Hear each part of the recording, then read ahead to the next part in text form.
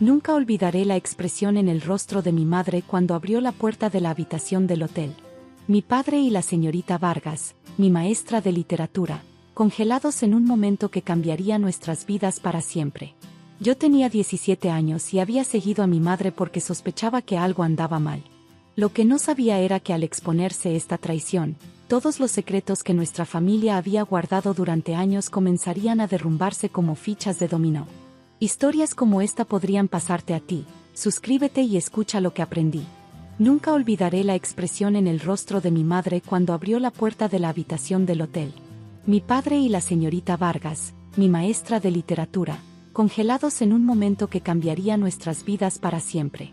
Yo tenía 17 años y había seguido a mi madre porque sospechaba que algo andaba mal. Lo que no sabía era que al exponerse esta traición, todos los secretos que nuestra familia había guardado durante años comenzarían a derrumbarse como fichas de dominó. Mi nombre es Daniela Herrera y crecí en Puebla, en lo que todos consideraban la familia perfecta. Mi padre, Javier, era un abogado reconocido en la ciudad. Mi madre, Teresa, había abandonado su carrera como arquitecta para dedicarse a nosotros. Mi hermano mayor, Gabriel, era el orgullo familiar, estudiante destacado, capitán del equipo de fútbol, camino a una prestigiosa universidad en la Ciudad de México. Y luego estaba yo, la hija menor, quien siempre sintió que tenía que esforzarse el doble para ser notada. Vivíamos en una hermosa casa en una zona exclusiva. Celebrábamos juntos todas las fiestas importantes, íbamos a misa los domingos, veraneábamos en Cancún. Desde fuera, éramos la familia que todos envidiaban. Pero por dentro, estábamos llenos de silencios y distancias que crecían año tras año, aunque ninguno lo reconociera. Todo comenzó a desmoronarse durante mi último año de preparatoria. Noté cambios sutiles en mi padre. Llegaba tarde del trabajo con más frecuencia, estaba constantemente pegado a su celular, y cuando estaba en casa, parecía distante, como si físicamente estuviera presente pero su mente estuviera en otra parte. Mi madre también lo notó, por supuesto. La tensión entre ellos era palpable durante las cenas, aunque siempre mantenían las apariencias cuando Gabriel o yo estábamos presentes. Una noche, escuché a mi madre llorar en su habitación. Cuando le pregunté si estaba bien, me aseguró que solo estaba cansada. Otra mentira más para la colección familiar. La señorita Vargas había llegado a nuestra escuela ese mismo año. Era joven, quizás de unos 30 años, brillante y apasionada por la literatura de una manera que inspiraba hasta al estudiante más desinteresado. Yo la admiraba profundamente.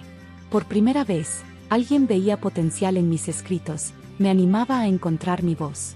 Ingenuamente, le hablé mucho sobre mi familia, especialmente sobre mi padre, de quien siempre había buscado aprobación. Tu padre suena como un hombre excepcional, me dijo una vez después de clase. Debe ser maravilloso crecer con ese tipo de modelo a seguir. Cuando mi padre comenzó a asistir religiosamente a todas las reuniones de padres y maestros, sentí un orgullo ingenuo. Por fin mostraba interés en mi educación, pensé. Qué equivocada estaba. Fue mi madre quien comenzó a conectar los puntos. Primero fueron las llegadas tarde, luego el perfume desconocido en su ropa, después las llamadas que tomaba a escondidas.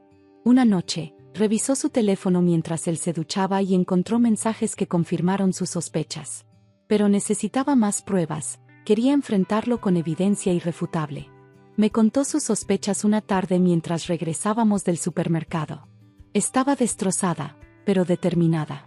Me pidió que no le dijera nada a Gabriel, quien estaba en sus últimos exámenes antes de graduarse. Tu hermano tiene suficiente presión ahora, dijo. No necesita esto también. El día del descubrimiento, mi madre había recibido una llamada anónima. Más tarde descubrimos que fue de la esposa de un socio de mi padre que también sospechaba de la aventura. Le dijeron exactamente dónde encontrarlos. El Hotel Las Palmas, habitación 302, a las 3 de la tarde. Insistí en acompañarla. No quería que enfrentara eso sola, aunque ella trató de protegerme. Esto no es algo que debas ver, Daniela, me advirtió. Pero yo ya no era una niña, y de alguna manera sentía que necesitaba estar ahí, ser testigo. El gerente del hotel conocía a mi padre, como muchos en la ciudad, y se mostró reacio a darnos acceso. Pero ante la determinación de mi madre y su amenaza de llamar a la policía, finalmente cedió y nos dio una llave maestra. El momento en que se abrió esa puerta quedó grabado en mi memoria para siempre. Mi padre, el hombre que me había enseñado sobre honor y respeto, y la señorita Vargas, la mujer que me había inspirado a encontrar mi voz, congelados en su traición. Lo peor no fue ver su infidelidad, sino el reconocimiento inmediato en los ojos de ambos al vernos. No había sorpresa real, solo resignación, como si hubieran estado esperando este momento, sabiendo que eventualmente llegaría. Daniela, murmuró la señorita Vargas, cubriéndose con una sábana. Mi presencia parecía afectarla más que la de mi madre. Mi padre no dijo nada. No podía mirarme a los ojos. Mi madre, con una dignidad que aún me asombra, simplemente dijo: «Tienes hasta mañana para sacar tus cosas de la casa, Javier. No quiero verte cuando regresemos». Tomó mi mano y nos fuimos. El camino a casa fue silencioso. No sabía qué decir. ¿Cómo consolar a mi madre por una traición en la que mi propia maestra, alguien a quien yo había llevado a nuestras vidas, estaba involucrada? «Lo siento, mamá», fue todo lo que pude murmurar. Si no le hubiera hablado tanto de papá a la señorita Vargas. «Esto no es tu culpa, Daniela», me interrumpió con firmeza. «Nunca pienses eso. Tu padre tomó sus propias decisiones. La señorita Vargas tomó las suyas. Tú no eres responsable de las malas elecciones de los adultos». Cuando llegamos a casa, Gabriel estaba allí, recién regresado de la universidad para el fin de semana. Inmediatamente notó que algo andaba mal. Mi madre le contó todo, sin rodeos. Vi cómo el rostro de mi hermano se transformaba, la admiración que siempre había tenido por nuestro padre desvaneciéndose visiblemente. «Siempre supe que era un hipócrita», dijo finalmente Gabriel, con una amargura que me sorprendió. Predicando valores familiares mientras. Se detuvo, como si hubiera estado a punto de revelar algo más. «¿Mientras qué?», preguntó mi madre, captando el mismo tono que yo. Gabriel dudó, luego soltó la bomba que había estado guardando durante años. «Mientras también tenía una aventura con la madre de Miguel, mi mejor amigo, hace 3 años. Los vi juntos. Papá me hizo jurar que no diría nada, que había sido un error, que no se repetiría. Me hizo cómplice de sus mentiras».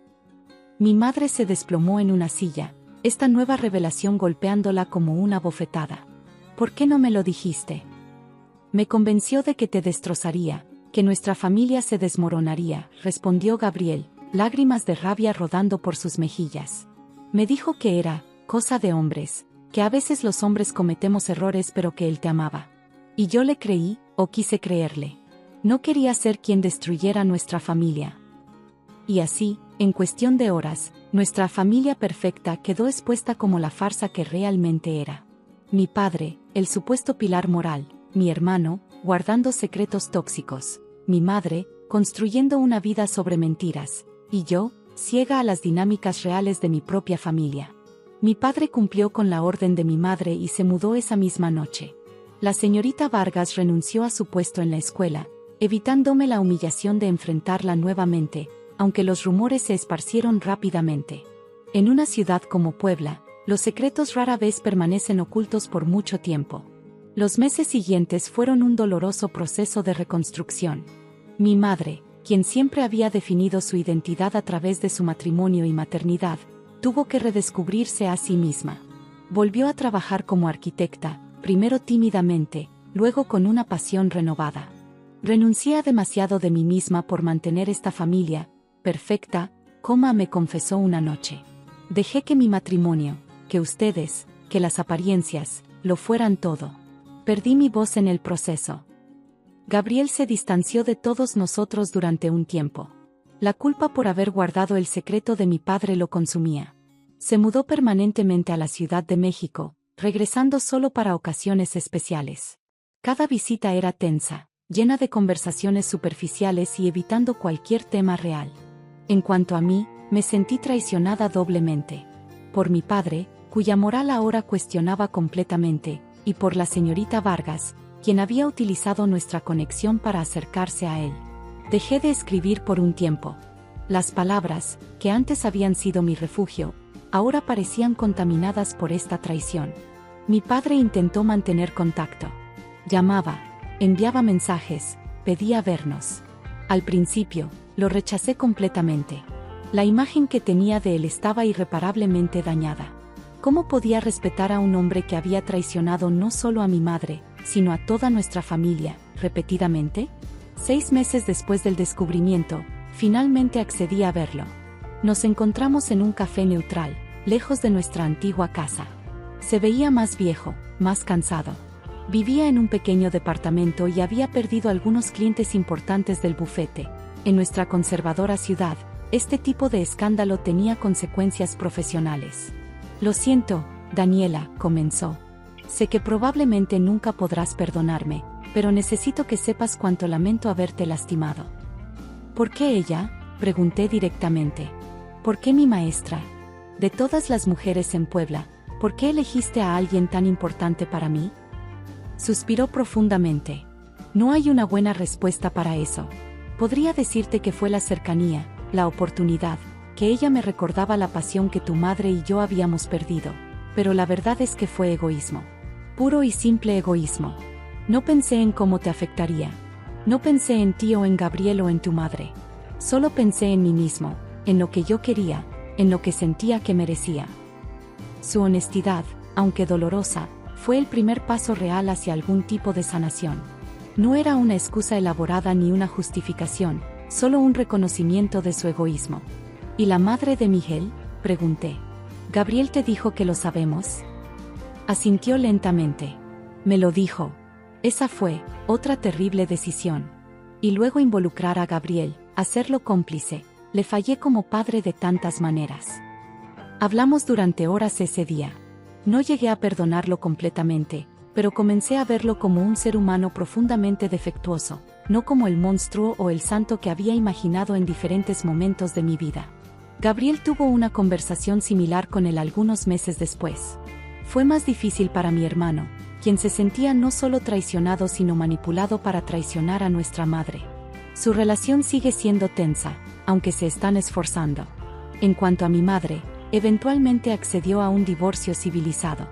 Nunca ha perdonado a mi padre, pero ha encontrado una forma de coexistir pacíficamente por el bien de nosotros, sus hijos.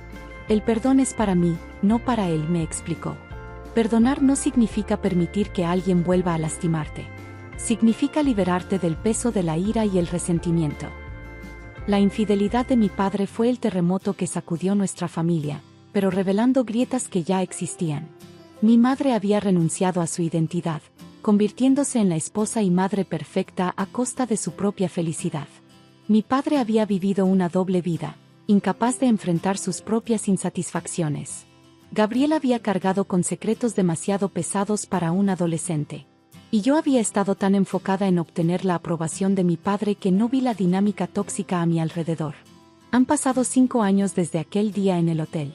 Nuestra familia nunca volvió a ser la misma, pero quizás eso sea lo mejor.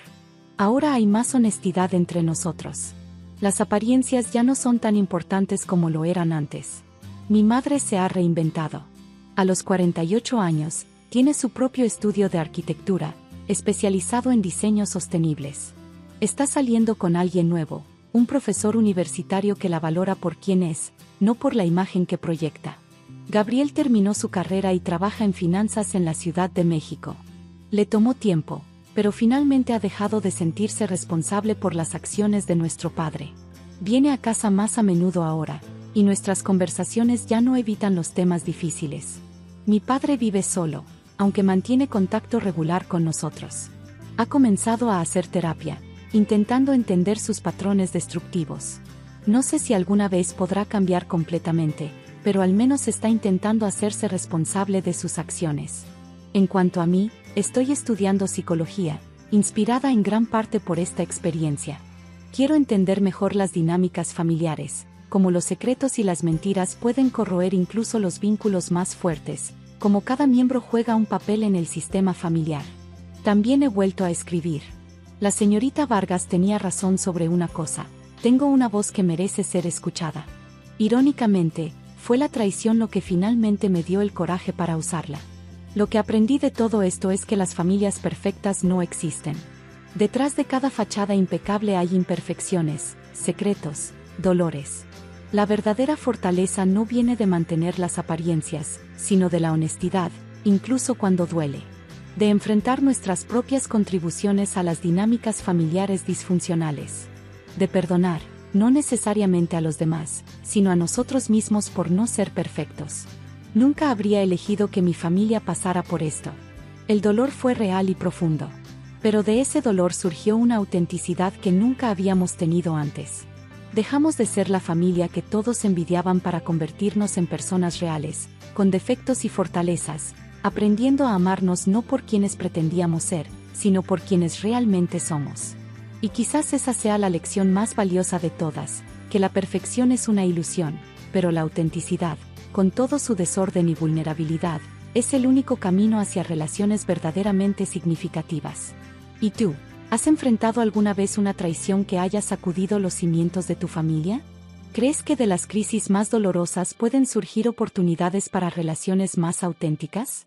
Te leo en los comentarios.